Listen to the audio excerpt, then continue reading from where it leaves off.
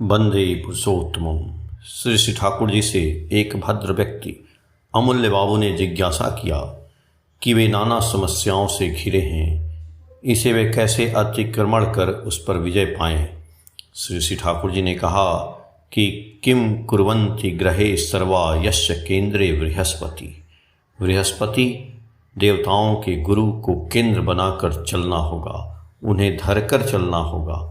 भक्त ने कहा कि धर्म के संबंध में उसे एक अलौकिक धारणा है।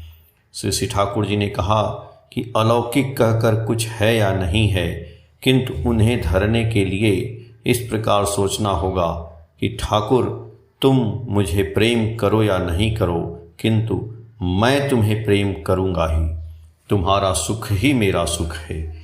मेरे शरीर का समस्त सेल कोष सुकेंद्रिक रहे। हम लोगों का जीवन यदि कॉन्सेंट्रिक सुकेंद्रिक नहीं हो तो सभी कुछ डिसइंटीग्रेटेड विच्छिन्न हो जाएगा।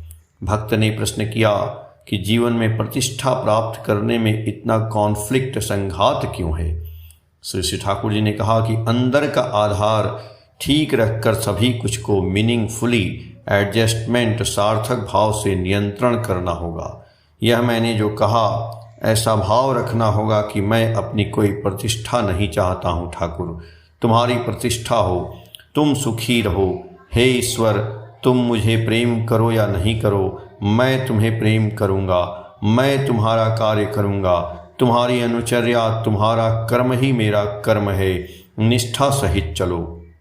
निष्ठा का अर्थ है निविष्ट भाव से लगे रहना। भक्त ने कहा कि आप मुझे दीक्षा लेने की बात कहते हैं, यदि मैं स्वयं को आदर्श मानकर चलूं तो कार्य नहीं होगा। श्री श्री ठाकुर जी ने कहा कि यह तो नहीं होता है। आदर्श का अर्थ है जिसे देखकर चलना होगा। आदर्शहीन जीवन है कॉम्प्लेक्स प्रोमिनेंट वृत्ति प्रधान। भक्त ने प्रश्न किया कि दीक्षा हेतु तो दिन तारीख मुहूर्त देखा जाता है, सभी समय तो दीक्षा नहीं होती है। श्री श्री ठाकुर जी ने कहा कि दिन तारीख देखकर जन्म नहीं दिया जाता है, मरने के समय भी दिन तारीख नहीं देखा जाता है। जब जीवन मंत्र लेना होता है तो दिन तारीख की बात याद आती है। भक्त ने प्रश्न किया कि मैं सुना हूँ कि यहाँ पर आचार्य दीक्षा नहीं देते हैं, अन्य लोग दीक्षा देते हैं। श्री श्री ठाकुर जी ने कहा कि आचार्य के आदेश से एक व्यक्ति मात्र इम्पार्ट संचारित कर देता है।